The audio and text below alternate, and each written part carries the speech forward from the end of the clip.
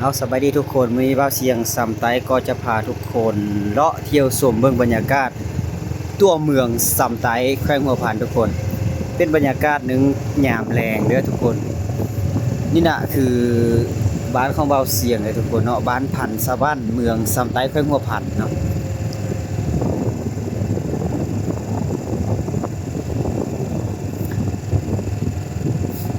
อากาศยามแลงแบบนี้อากาศจะเย็นอยู่เด้อเพอตอนเช้าแห้งอาบน้ำก็อาบบ่ได้เด้ออากาศเย็นเนาะ ก็สะอาดงามตาอยู่ทุกคนเนาะขี้เหงื่อกับบ่เห็นลายบ่ได้บ้านเฮารักษาอนามัยได้ดี บรรยากาศเทศบาลเมืองสำใต้นี่คือโรงเรียนเนาะทางซ้ายมือนี่โรงเรียนเนาะโรงเรียนมอซ้อบ่เสียงก็เรียนอยู่นี้แหละเนาะมอซ้อเมืองสำใต้แขวงหัวผัดนี่ก็คือบ้านพักเนาะบ้านพักเรือนพักสิ้นใส่แขมน้ำซ้ำ โอ้วิวงามในวันพักไอ้โอ้งามนะทางนี้ก็คือพระคุณเมืองเนาะทางนี้พระคุณเมืองเด้อบรรยากาศยามคลายแล้งโอ้คักเลยทุกคนขั้วน้ำซ้ำมาเบิ่งน้ำซ้ำทางนี้หน่อยหนึงก่อนเนาะขั้วน้ำซ้ำน้ำซ้ำช่วงนี้น้ำซ้ำนี่บ่หลายเนาะเพราะว่าเขาอัดเขื่อน โอ้เปื้อนๆหน่อยนึงแถวครัวนี่เนาะ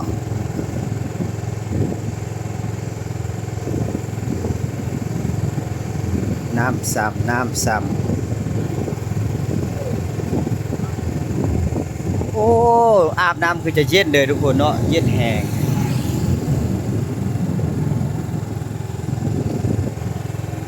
จากน้อยเราอาบน้ำซ้ำอยู่หลุมนี่เนาะแคมเพื่อนว่าเสียงก็อยู่หลุมนี่ทุกคนอาบน้ำสบาย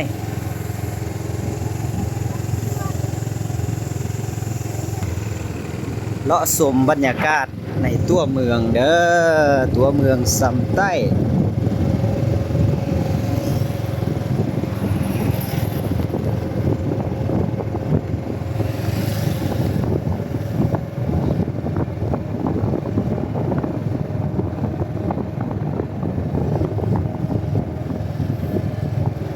ตาเบนแดงเนาะยามนี้ที่มีควันเนาะเขาจุดไห้จุดส่วนทั่วประเทศเลยประเทศลาวนี่ไปที่เลยก็เห็นควันเลยเนาะควันไฟปกคลุมโรงเรียนมอซ้อโอ้ไปกันเลยอ่า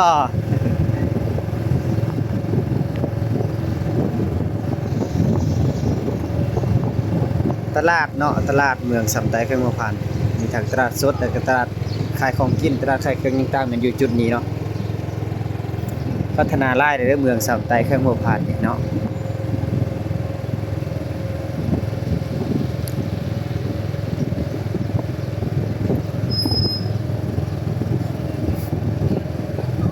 10 ปีก่อนนี่แถวนี้เป็นเขตทุ่งนาเด้แต่มาตอนนี้นี่พัฒนาหลายแล้วเนาะ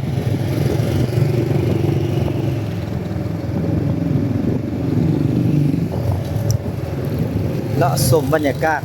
ในตัวเมือง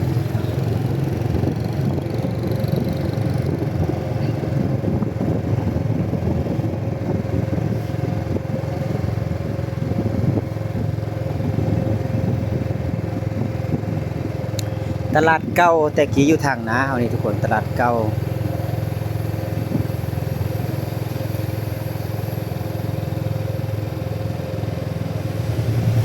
เมืองสำเนื้อ144ลักเมืองกว้านออกไปทางหนองแฮดนึง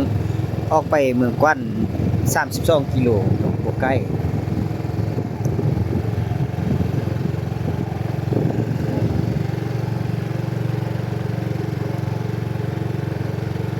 วิวงามโซนนี้เนาะวิวงามเด้อ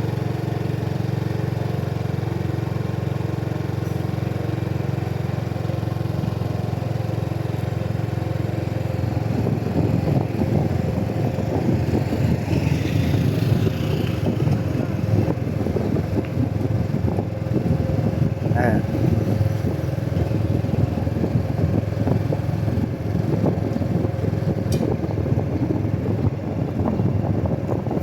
อ มืองสำไต้แค่งัวพันธุ์นี่ถ้าเทียบเบิ่งการพัฒนานี่ไวอีหลีเลยไวเนาะเบิ่งเขาเบิ่งการค้าการขายแล้วก็เขาเบิ่งเรื่องสินค้านี่ก็หลายสมควรอยู่เด้อนี่อาหารค้าอาหารขายอาหารปิ้งเนาะมื้อแลงจังสิมานั่งสินค้าก็มันต้นสาลีเด้อทุกคนกาเพเนาะกาเพก็โอ้สุดยอดเลยแหละไฟงัวพันธุ์นี่ก็คือเมืองสำไต้นี่ระดับหนึ่งเด้อก็กาเพก็จะมีโครงการปลูกกาเพอยู่เขตผู้ด้อยเนาะส่วนเผ่ามงส่วนเผ่าไตแดงที่เขาปลูกกาเพหลายหั่นเพราะมีบริษัทเข้ามาส่งเสริมปลูกกาเพ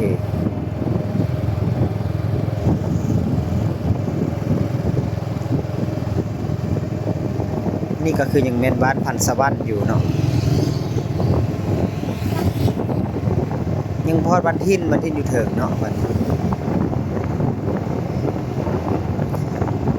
ที่ว่ามีหลายคนที่จากบ้านจากเฮือนไปนี่นะก็เป็น4ปี5ปีบ่กลับมาตอนนี้โอ้เปลี่ยนแปลงหลายอย่างเด้เนาะบ้านเฮาแต่ปัจจุบันเฮานี่สะดวกเรื่องน้ำบ่ไฟบ่สะดวกดีบ่ขาดเนาะนำไล่ไฟสว่างว่าซั่นซะ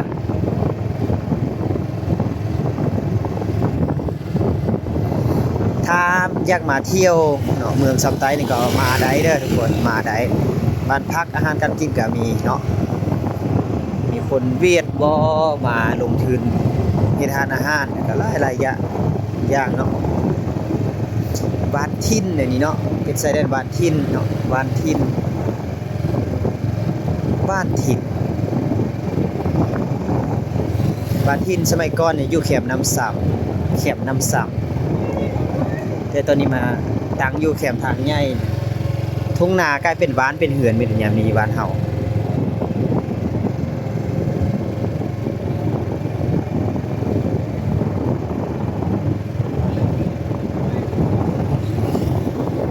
เริ่มเล่นดินบุญเนาะมีบุญมีงานหลายแต่เขียน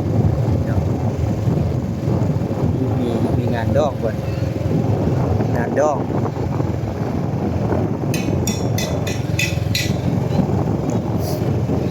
เกี่ยมซื้องานบุญสงกรานต์เนาะมื้อนี้ก็คือวันที่13เนาะ13เด้อ14 15เขาจะดินบุญเนาะ14 15มื้อนี้12เนาะ12มื้อ12 13 14 15 16เขาจะดินบุญสงกรานต์เนาะ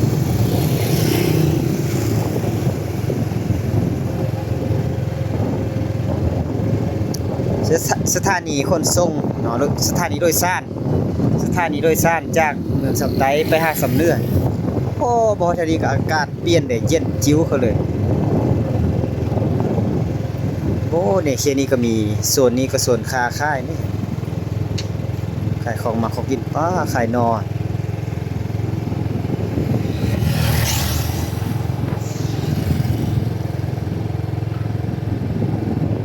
บ้านเคาะฮอดบ้านคอขี่รถจักรมาฮอดบ้านคอ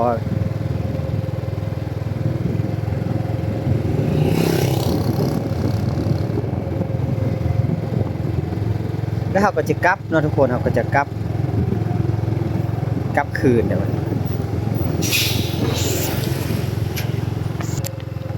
เมืองสำไต้นี่บ้านเบาเสียงก็เป็นเมืองโศกลีกอีกแล้วเพราะว่าเนาะมาลุกจากสำเนือมาเวียงไส่เมืองเวียงไส่แล้วก็มาทางน้ำส้ยไส้แดนนาแมวนะก็ลุกจากนั้นมาเนี่ยก็ยัง60กิโลเนาะ60ลัก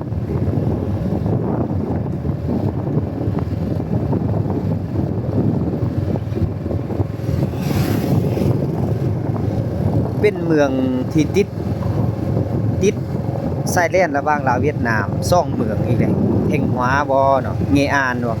ก็ติดจะมีเส้นทางไปสู่ประเทศเวียดนามนี่2ด้านเป็นด้านประเพณีด้านท้องถิ่นนี่นะเนาะก็สามารถไปมาหาสู่กันได้แบบคนภายในเมืองบ่เสียงก็เลาะตลอดเนาะเลาะไปอยากไปดินประเทศเวียดนามก็ไปยามหมู่ยามคูก็ไป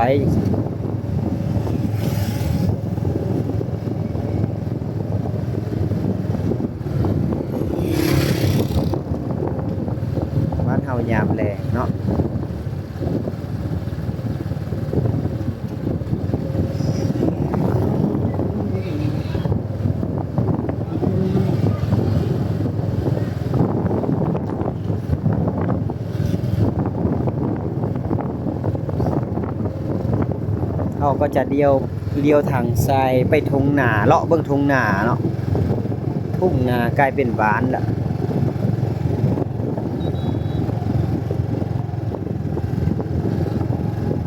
โรงเรียนประถมบ้านทินนี่บ้านทิน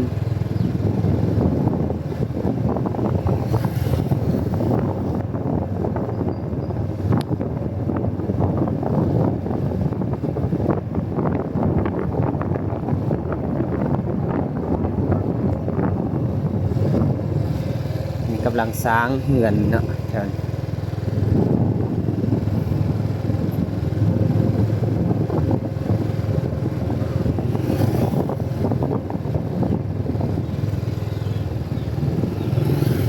บ้านทินเก้าล่ะนี่เนาะบ้านทินเก้าบ้านทินเมื่อ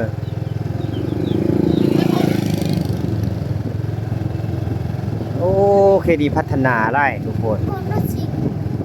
นี่เป็นทุ่งนามาใกล้เป็นบ้านเป็นเฮือนนี่โอ้นี่ก็มีร้านอาหารเนาะ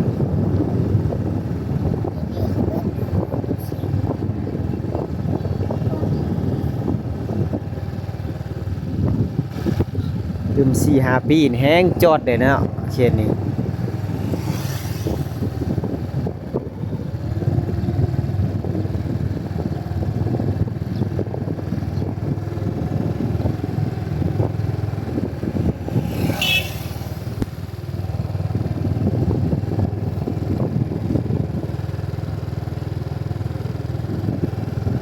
มีควายโอ้อากาศเย็นดีเด้อทุกคนอากาศเย็นสิร้อนอากาศเย็นจ้อยเลยนี่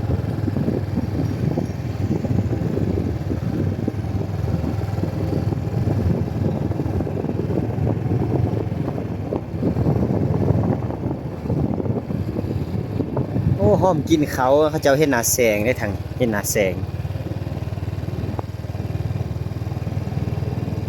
เลี้ยงควาย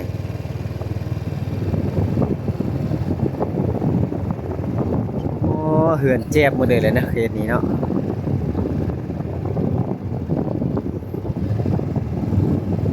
กำลังสร้างทางนี้ก่อนไปดิ มาฮอดมือนี่ก็กำลังสร้างเนาะกำลังสร้างเฮือน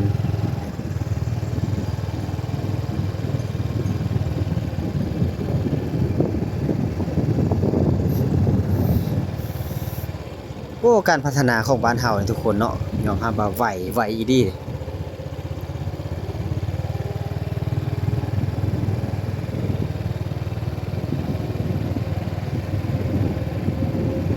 นี่ก็กำลังสร้างเนาะ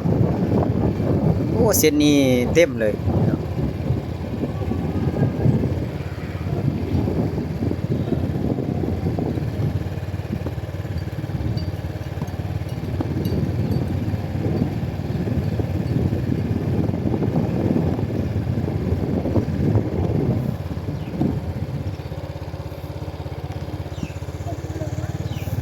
โอ้เฮือนงามเนาะ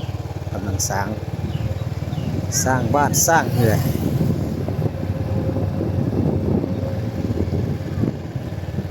กาแฟนั่นนี่เนาะเปิดด้วยมื้อนี้จะมากินกาแฟนี่เนาะโอ้งาม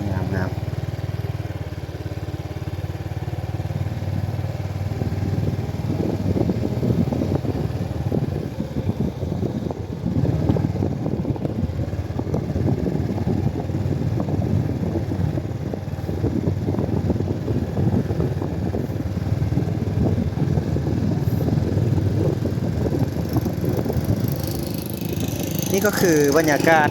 ที่บ่าวเสียงเก็บภาพเนาะจากตัวเมืองซำไต้นี่แหละทุกคนFC ได้เบิ่งเนาะยามแล้งเนาะยามคลายแล้งบรรยากาศสวยสดงดงาม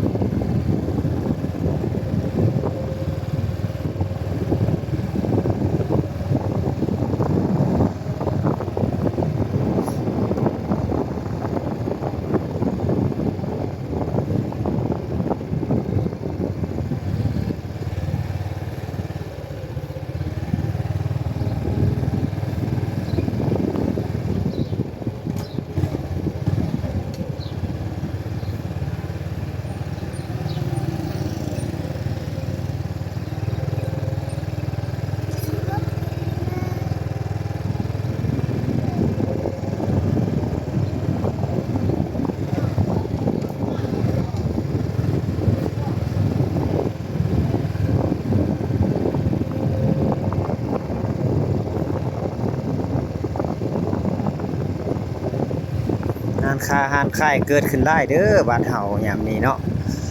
ว่าร้านขายเครื่องขายของร้านของกินหยังต่างๆเกิดขึ้นหลาย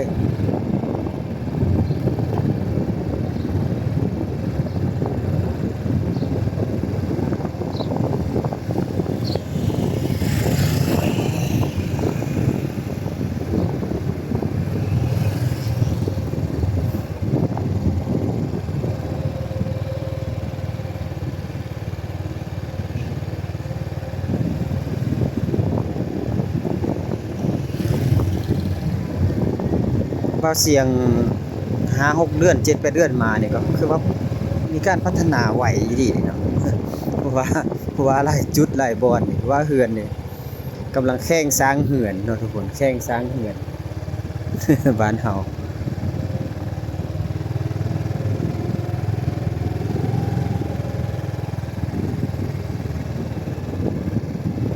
ของหม้อเมืองสำใต้เนาะ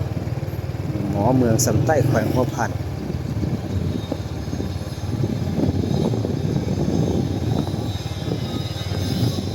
กำลังสร้างเมืองโอ้จุดนี้คักเนาะเข็มน้ำนี่แห้งเย็นเลยเด้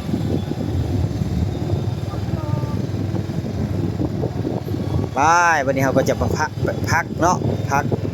ไปอาบน้ำซ้ำเนาะอาบน้ำซ้ำเย็นๆเดี๋ยวทุกคนไปเหือนว่าวเสียงแล้ววันนี้อากาศเย็นๆเข็มน้ำซ้ำ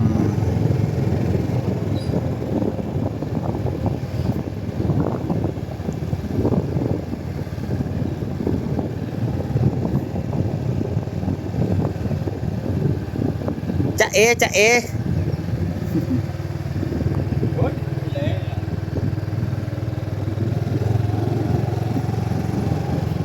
ทางมาเหินว่าวเสียงเส้นดีเนาะ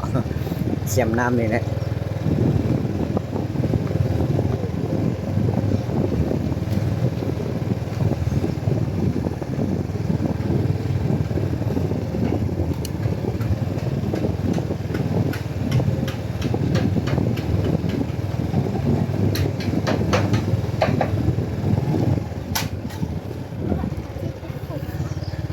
อ้าวจบบริบูรณ์มาฮอดเฮือนเนาะบ้านทุกคนชมวิวงามๆนี่เลยเนาะอ้าวฮอดแล้ว